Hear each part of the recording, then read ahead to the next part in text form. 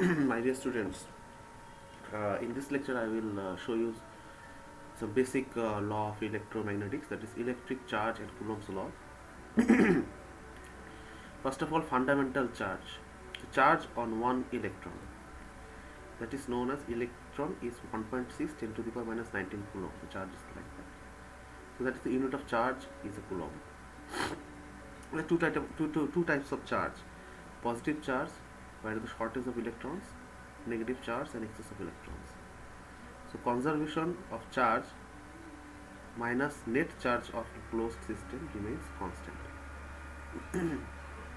So there are some neutrons and positive charges, that is known as nucleus, and in this nucleus there are some power shells and electrons are in that parts. So the neutral atom means number of electrons equal to similar number of protons. If there are 6 protons, there will be 6 electrons. As you can see, there are 6 protons and 6 electrons. If there is a short of electron, or if there is an addition of electron, negative atom forms. Number of electrons is greater than number of protons. That will be minus 2 electron, minus 3.2 10 to the power minus 19 coulomb. As we know, the charge of an electron is 1.6 10 to the power minus 19 coulomb. If there is a shortage of electron, that is positive atom. The number of electrons is less than number of protons. So that will be plus charge, plus 2e. Electric forces. Like charges repel. If there are similar charges, positive charge, that will repel, and unlike charges, that will be attract. Minus and plus. Different charges, they will attract to each other. Coulomb's law gives the electric force between 2 point charges. We have to find out the 2 point charges. Here you can see F is equal to K into Q1 Q2 divided by R square. That means the radius or the distance between the two charges and the multiple of two charges Q1 Q2, and there is a constant of K is there. It is known as inverse square law, as R square is there. K is equal to Coulomb's constant, 9 10 to the power 9 Newton meter square divided by Coulomb square. Q1 charge on mass 1, Q2 charge on mass 2, and R is the distance between the two charges, and the electric force is much stronger than the gravitational force. So there are two charges are separated by a distance R, have a force F on each other. So if it is a similar charge, so it will repel to each other. So if R is doubled, then F is 1/4. As we know, R square is there. If Q1 is doubled, then F is doubled. So if charge increases, the force will increase. If distance increases, the the force will decrease. The Q1 Q2 are doubled and R is halved, then F is 16F. If the distance is halved, that means it's closer to each other, and Q1 Q2 is doubled, then it will be 16 times larger than the previous force. So that is the general understanding of Coulomb's law. Now we will come back to our point, that the Coulomb's law of electromagnetics. So here you can see that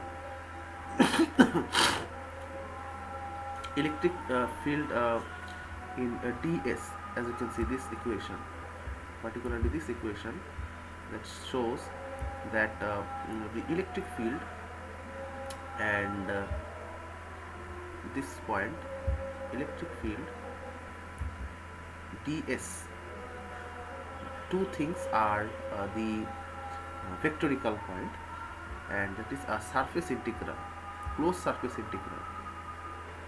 So it is known as Q divided by epsilon naught, as we state that in previously is rho divided by epsilon naught.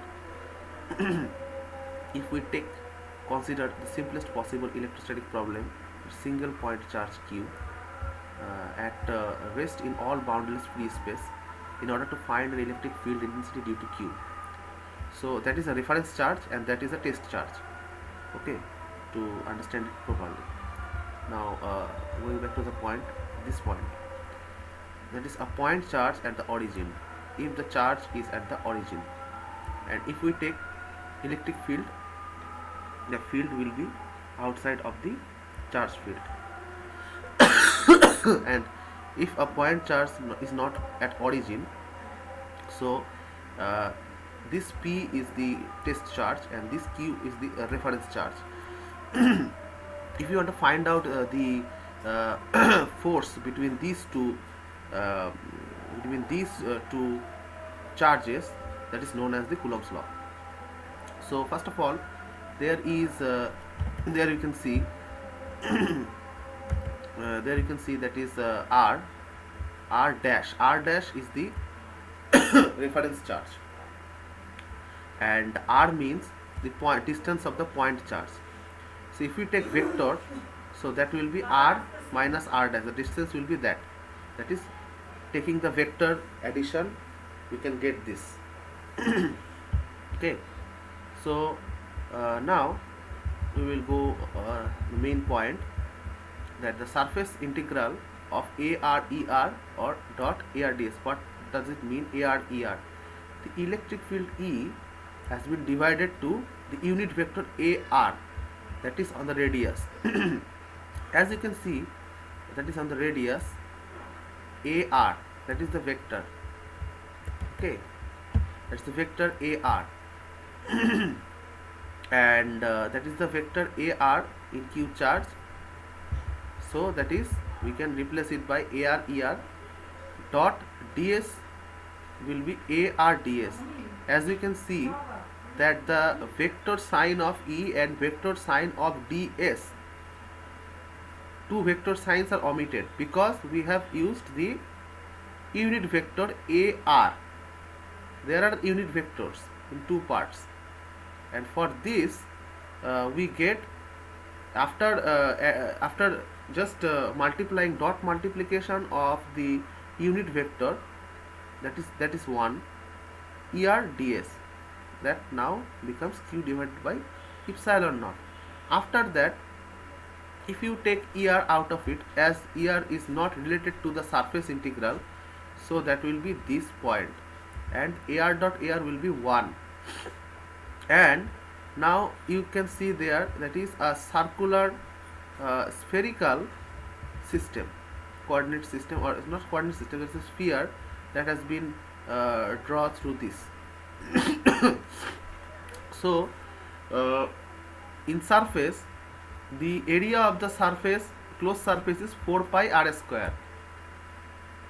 Okay, so that can be replaced by 4 pi r square. So ER equal to ER into 4 pi r square equal to Q by epsilon naught. That means total charge divided by the permittivity of free space. And then ER, if we just replace it by this, you can get this, that now ER is equal to Q divided by epsilon naught 4 pi r square. And if we take again the electric field with vectorical position, so we will add the unit vector AR ER, and this we can now find out that volt per meter. The electric field intensity of a positive point charge is in the outward radial direction and has a magnitude proportional to the charge and inversely proportional to the square distance from the charge. The electric field intensity of a positive point charge is in the outward radial direction and has a magnitude proportional to the charge and inversely proportional to the square of the distance from the charge. And that is the basic of Coulomb's law. Okay, now if we just replace this point, this R point, to that, if it is a point charge, that will be R square. But if it is 2 points, a reference point and a test charge point, as it is, as we can see here, if the charge Q is not located at the origin of a chosen coordinate system, that means